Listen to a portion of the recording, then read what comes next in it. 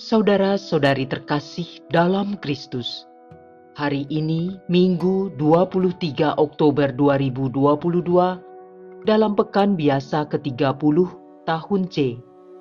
Bacaan dibawakan oleh Margareta Yvonne dan Maria Teresia Widyastuti. Mazmur dilantunkan oleh Niken Sertu Murwani dan renungan ditulis oleh Agustinus Indra. Selamat menekuni sabda Allah. Marilah kita semakin mengasihi, semakin peduli, dan bersaksi.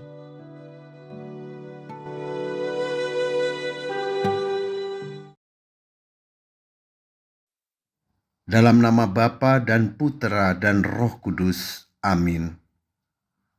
Allah Bapa yang Maha Kasih dan Maha Rahim, segala hormat dan puji kami haturkan kepadamu. Kami mengucap syukur atas penyertaan-Mu dalam hidup kami bersama keluarga, khususnya dalam 1 minggu yang telah kami lalui. Hari ini kami hendak mendengarkan dan merenungkan sabda-Mu. Kiranya Engkau berkenan mengampuni segala salah dan dosa kami, serta dengan penerangan Roh Kudus, kami beroleh inspirasi dari sabda-Mu. Doa ini kami hunjukkan kepadamu dengan perantaraan Kristus Tuhan kami. Amin. Bacaan dari Kitab Putra Sirak, bab 35, ayat 12 sampai dengan 14, dilanjutkan ayat 16 sampai dengan 18. Tuhan adalah hakim yang tidak memihak. Ia tidak memihak dalam perkara orang miskin, tetapi doa orang yang terjepit didengarkannya. Jeritan yatim piatu tidak ia abaikan, demikian pula jeritan janda yang mencurahkan permohonannya. Tuhan berkenan kepada siapa saja yang dengan sebulat hati berbakti kepadanya dan doanya naik sampai ke awan.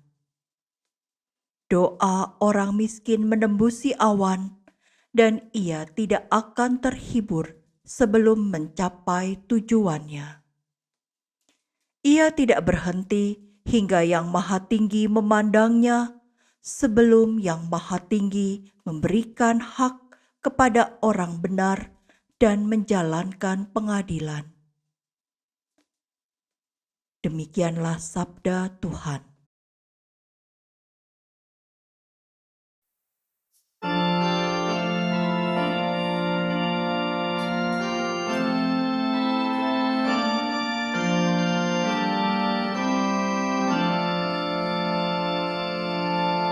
Orang yang tertindas berseru dan Tuhan mendengarkan.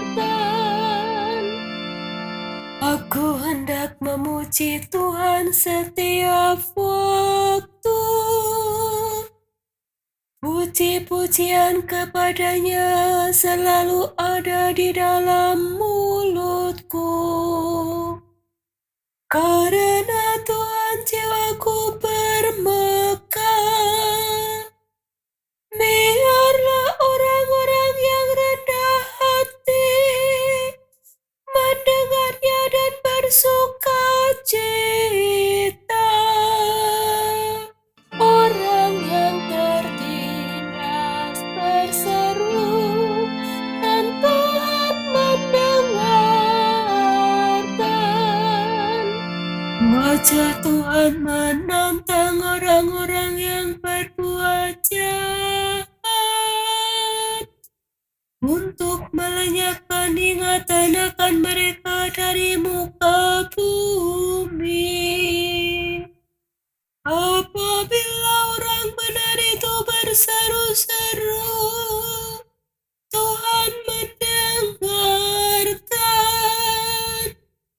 Dari segala kesesakannya, mereka melepaskan. Orang yang tertindas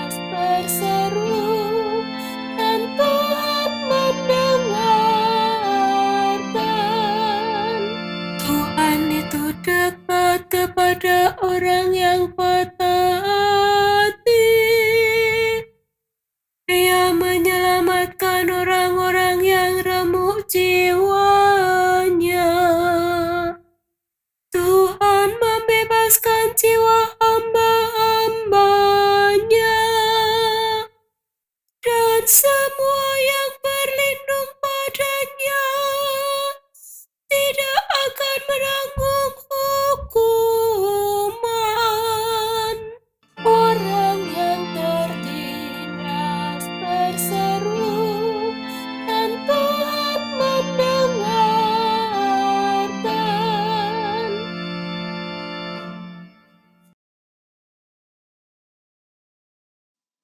Bacaan dari surat kedua Rasul Paulus kepada Timotius.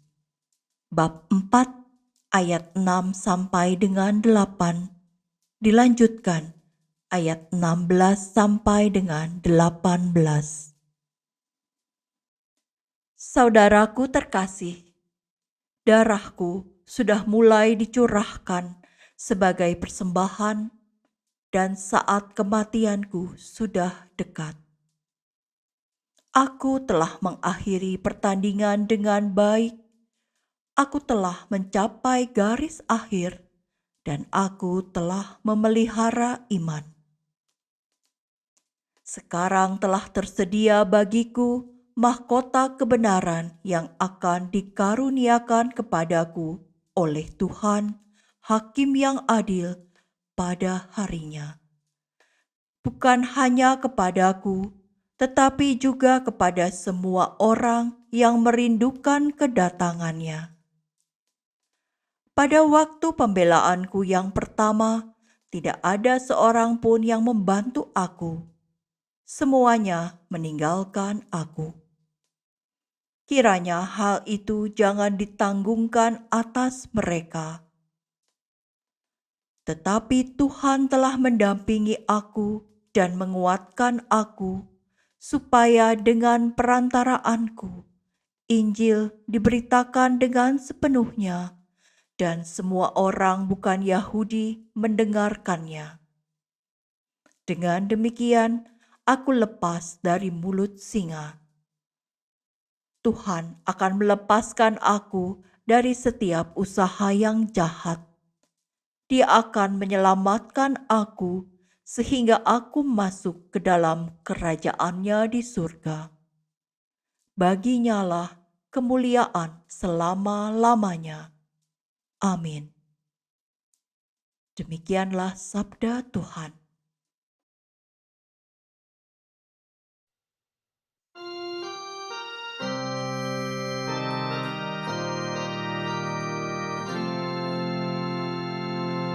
Haleluya.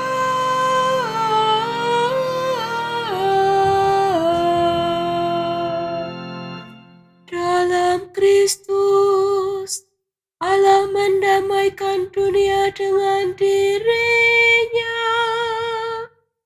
dan mempercayakan berita pendamaian itu kepada kami. Haleluya.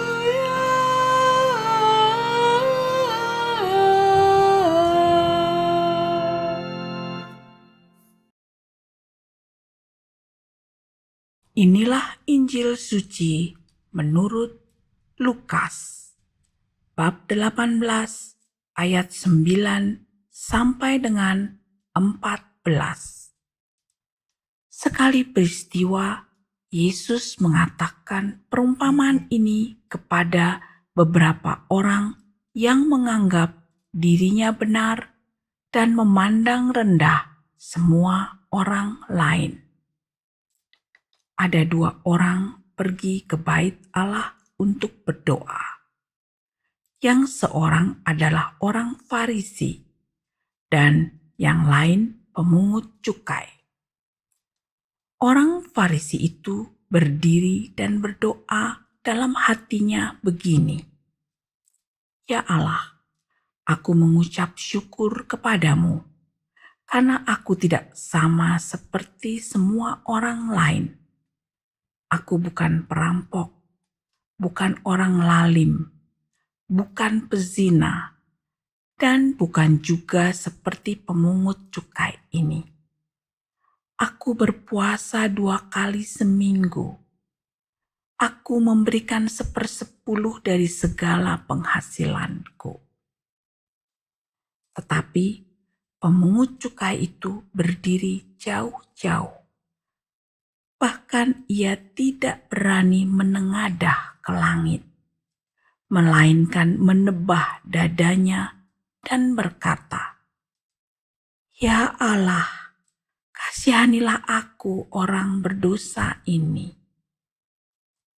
Aku berkata kepadamu, orang ini pulang ke rumahnya sebagai orang yang dibenarkan Allah, sedangkan orang lain itu tidak. Sebab siapa saja meninggikan diri akan direndahkan, dan siapa saja yang merendahkan diri, ia akan ditinggikan. Demikianlah sabda Tuhan.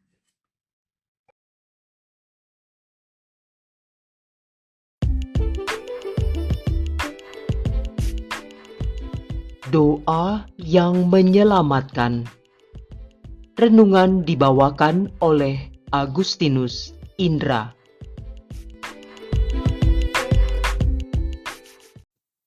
Selamat pagi Bapak, Ibu, dan sahabat muda terkasih. Kita bertemu kembali dalam Renungan Harian. Hari ini Minggu 23 Oktober 2022.